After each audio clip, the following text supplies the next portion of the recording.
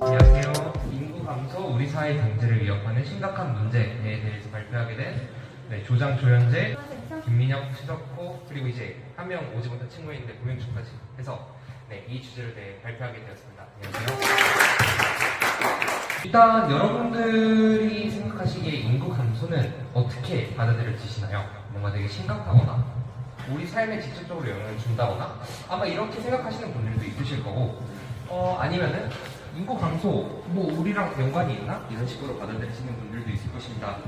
근데 저희는 이 인구 감소가 과연 얼만큼 우리 삶에 그리고 경제에 직접적으로 영향을 주는지에 대해서 발표하게 되었으니 주의 깊게 들어주시면 정말 감사하겠습니다.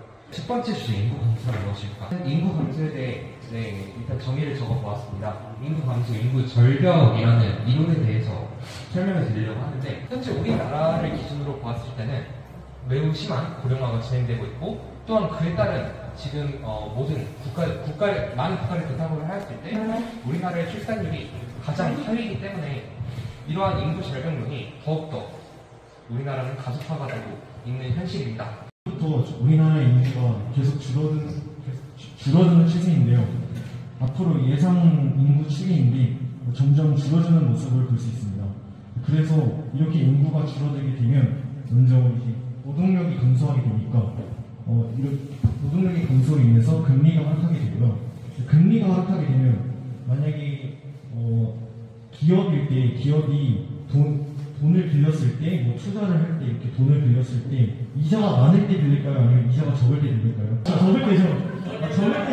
적을 때 많이 빌리게 됩니다. 이제 기업의 발전을 도모할 수 있지만 한편으로는 이렇게 대출의 증가는 우리 사회의 가계 부채 문제를 증가시키기도 하고 또 이제 부채 구조 관련 미래가 조금 어두워지는 그런 부작용이 있습니다. 마지막으로 우리나라 인구 감소 문제에 대해 일단은 이제 통계청이라고 우리나라 정부에서 운영하는 이제 통계를 얻어서 그에 대한 결론 도출과 여러 가지 의견에 대해 정부 사이트에서 직접 올려놓은 정보를 저희가 가져왔거든요.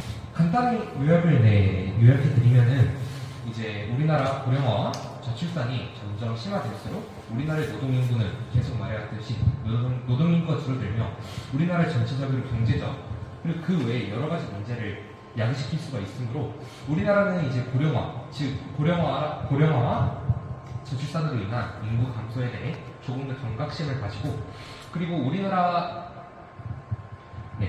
그 다음에 이제 왼쪽 표를 보시면은 연령 계층별 인구 구성비에 대한 표인데요.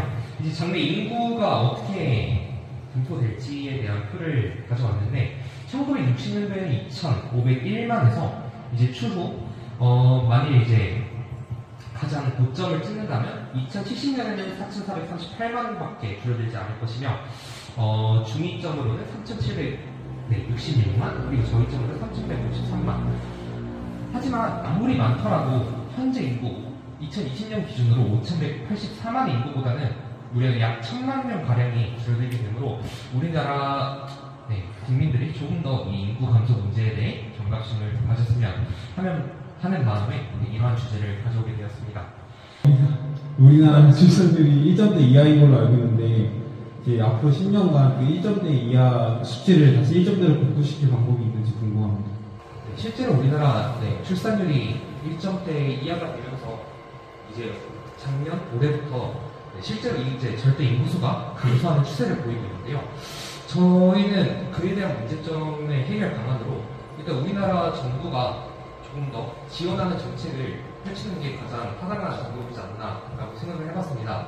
실제로 이제 가정이 이제 약 자녀가 3명 이상이거나 그러한 자녀에 조금 더 혜택을 주는 것뿐이지 실질적으로 아이를 낳거나 이제 아이를 데리고 살면서 그 아이를 키울 양육비 같은 부분에서는 좀 전체적인 지원은 매우 부족하다고